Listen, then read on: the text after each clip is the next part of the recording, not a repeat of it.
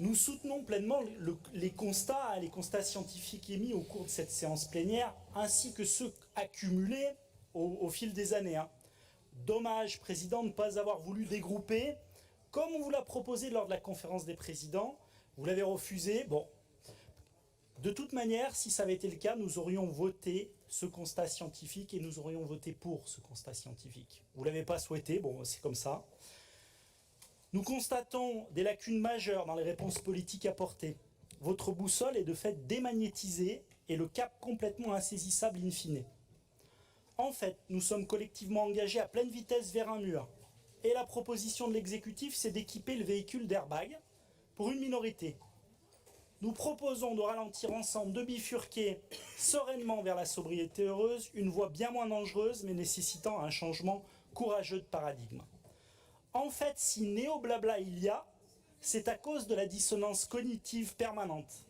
Non-priorisation de la bio par rapport à l'HVE, non-compréhension du fait que la biodiversité est une opportunité majeure pour lutter contre le dérèglement climatique, au moment où des grands projets inutiles condamnent des espaces clés pour le vivant. C'est oublier qu'une stratégie industrielle qui ne s'inscrit pas dans les limites planétaires ne favorise en fait qu'une minorité.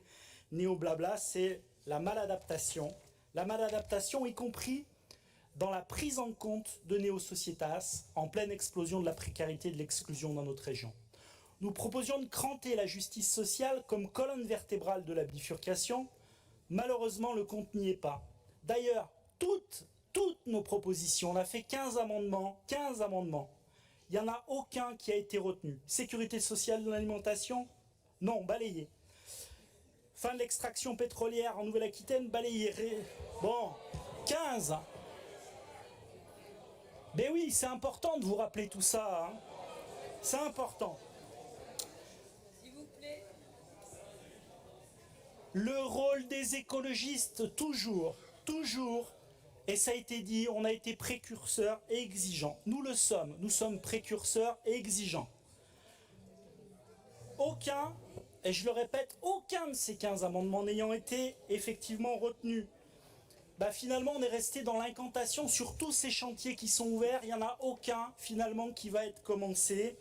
Il y a peu ou il n'y a pas de place par rapport à l'action. C'est pour ça, chers collègues, que nous allons voter contre cette feuille de route, dépassée et du passé, qui répond à des enjeux du siècle dernier et certainement pas au défi d'une région brutalisée à 4 degrés Celsius. Nous continuerons néanmoins plus que jamais être force de proposition pour remagnétiser votre boussole désorientée.